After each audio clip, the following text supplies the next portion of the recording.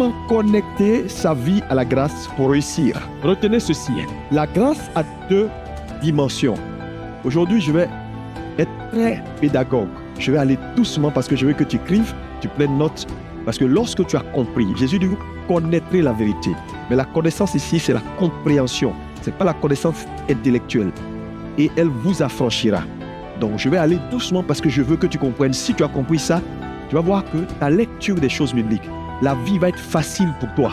Donc, on retient que la grâce a deux dimensions. Dites-moi comment deux dimensions. La première dimension de la grâce, c'est la dimension imméritée. C'est-à-dire, cette dimension est liée au salut. C'est la dimension que tu n'as rien fait, mais Dieu te le donne. Elle est liée au salut. Et je te donne le verset, Tite 2, verset 1. C'est la première dimension.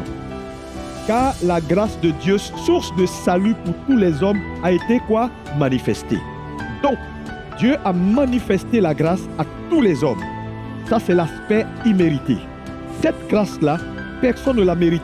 Dieu nous la donne. Et le problème, c'est que dans l'enseignement que plusieurs pasteurs ont donné, ils ont résumé la grâce dans sa version ou dans sa dimension imméritée. Donc, lorsqu'on pose la question à quelqu'un, la faveur c'est quoi ou la grâce c'est quoi? C'est une faveur imméritée. Et les gens s'arrêtent là. Mais ce n'est pas tout, parce que la grâce n'a pas que la dimension imméritée. Elle a une deuxième dimension qui est la dimension méritée. Et la deuxième dimension qui est la dimension méritée, nous la voyons ici. On va faire une première lecture dans 2 Pierre 1, verset 2. Que la grâce et la paix, tout le monde, vous soit par la connaissance. Ici, ce n'est pas la dimension imméritée. C'est-à-dire, un homme reçoit la grâce proportionnellement au niveau de connaissance auquel il désire, lui, de se soumettre. Ce n'est pas gratuit, c'est ton choix. Ça veut dire que même si on ne me fait pas grâce, moi, je peux aller chercher la grâce. Oh, quelqu'un ne suit pas. Alléluia. Ça, c'est bon parce qu'en réalité, ce n'est pas toujours qu'on va te donner la grâce, qu'on te donne ou pas.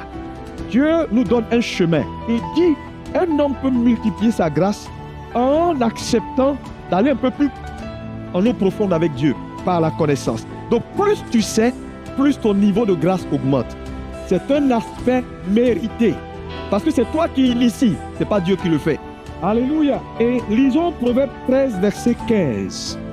Pour justifier encore cette deuxième dimension, une raison saine. Tout le monde dit une raison saine a pour fruit la grâce. Ça veut dire quoi?